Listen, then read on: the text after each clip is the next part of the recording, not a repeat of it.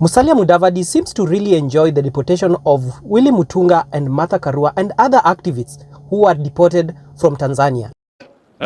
Wametembea. Wamejaribu kuenda kuleta ile mchezo wanaleta hapa katika manchi jirani. What has happened? What has happened? And I don't like the way our foreign ministry is very sluggish in handling the deportation of Kenyans. You are not even finding out what happened.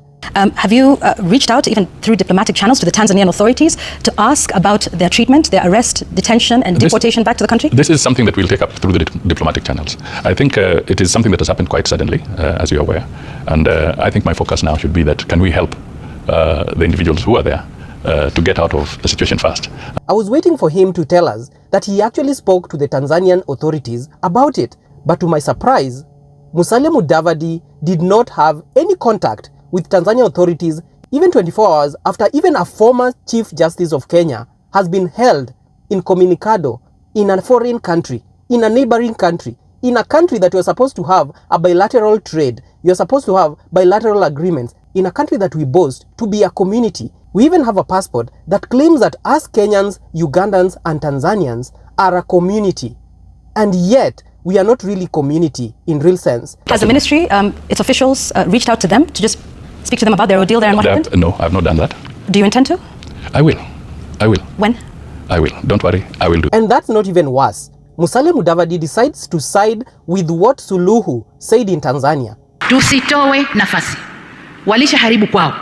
Walisha vuruga kwao. Nchi iliyobaki haijaharibika. Watu wako na usalama na amani na utulivu. Ni hapa kwetu. Kuna majaribio kadhaa.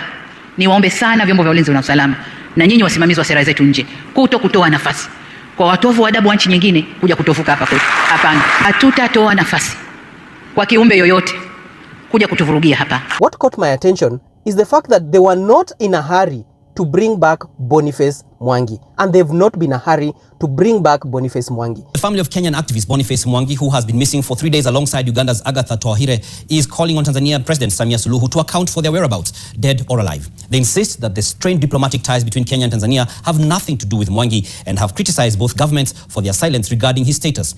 And I ask myself, what is it that maybe is forcing our Kenyan authorities not to really care about Boniface Mwangi?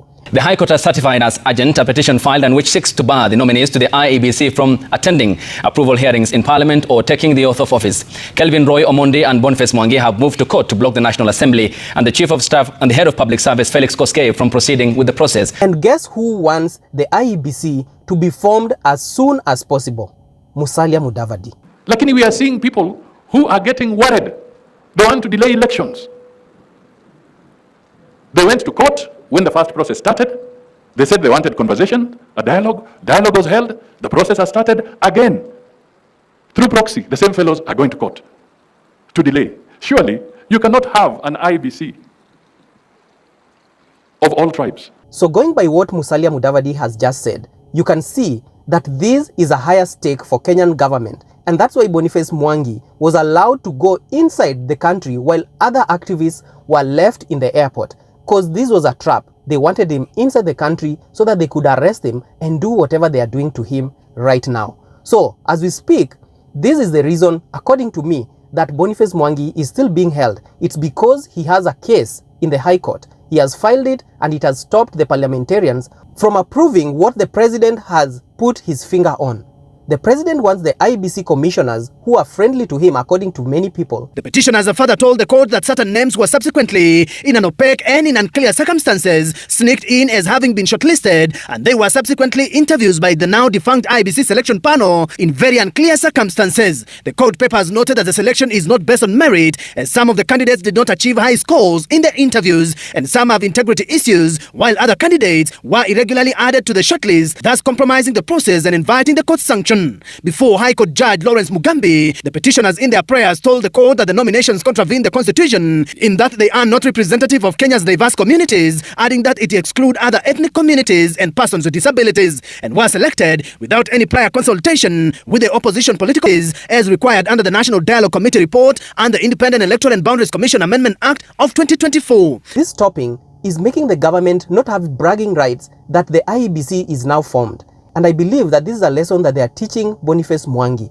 And it is unfortunate that in as much as Boniface Mwangi is fighting for the rights of not only Kenyans, but now extending to Tanzanians, Kenyans are being taken for a ride. It's unfortunate that Kenyans have no one to defend them. They marched to the Tanzanian consulate in Nairobi, seeking clarity, seeking hope. They just sound as blank as we all are. They have no information. The Tanzanian authorities are saying is that they have deported him, but there is no proof of this deportation. Why has nobody seen him?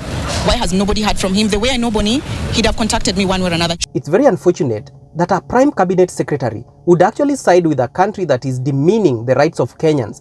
Kenyans who just walked into a country. They were not in the streets protesting, but it's very unfortunate that even our government is siding with a foreign country in making sure that Kenyans' rights are being subdued. How does this statement make you feel? This is a Tanzanian president talking about utovu wa Kenya. Are you intending to protest this at all? No, I will not protest. Why not? Because I think there's some truth. There's some truth. Okay. Let us face a few facts. The level of etiquette, the level of insults that we see bandied in Kenya, even though we have the freedom of speech, is sometimes going overboard. All right? So to the extent that she's saying that people sometimes have gone to extremes in their utterances in Kenya, it's a fact. Even the prime cabinet secretary cannot side with Kenyans because they are activists. Even Willie Mutunga, even Martha Karua, people that have been in government, the cabinet secretary, the Ministry of Foreign Affairs has not even contacted them to find out what happened. Its officials reached out to them to just speak to them about their ordeal there and what happened? No, I've not done that. Do you intend to? I will. When? I will. Don't worry, I will do that. Okay. What kind of government did we vote for? What type of government does not even think of its citizens even if they're in trouble? Why are they not even finding out what the problem is? Why are they not finding out why they were held in a foreign country for hours before being deported? It's been very difficult because Boni fights for people. Yes. If this was anybody, Boni would have been here. Yes. And he takes the lead in fighting for people's rights.